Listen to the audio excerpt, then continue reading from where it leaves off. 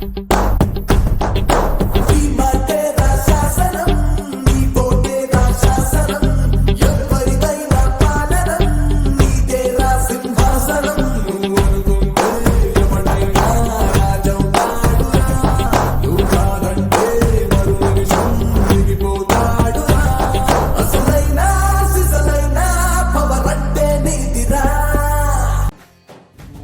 ఓటేయకపోతే ఏమవుతుంది?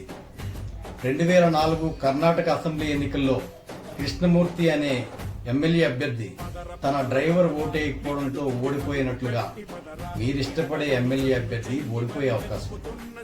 2008 రాజస్థాన్ అసెంబ్లీ ఎన్నికల్లో సిపి జోషి అనే సీఎం అభ్యర్థి ఒకే ఒక్క ఓటు తేడాతో ఓడిపోయినట్లుగా మీరిష్టపడే మీ సీఎం అభ్యర్థి కూడా ఓడిపోయే అవకాశం.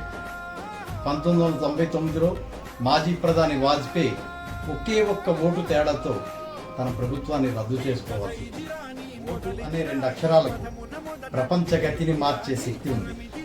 ఓటు వ్యవస్థ మార్పుకు నాంది పలుకుతుంది.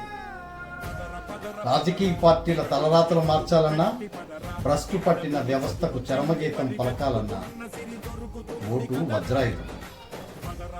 ఒకే ఒక్క ఓటు ప్రభుత్వాన్ని పడగట్టగలదు. అదే ఒకే ఒక్క ఓటు ప్రజాస్వామ్యాన్ని నిలబెట్టగలదు. కోట్లు ఖర్చు పెట్టి ఓట్లు కొన్నవారిని నడి బజారులో నిలబెట్టగలదు. అందుకే ఒకే ఒక్క ఓటు కదా అని నిర్లక్ష్యం చేయకండి.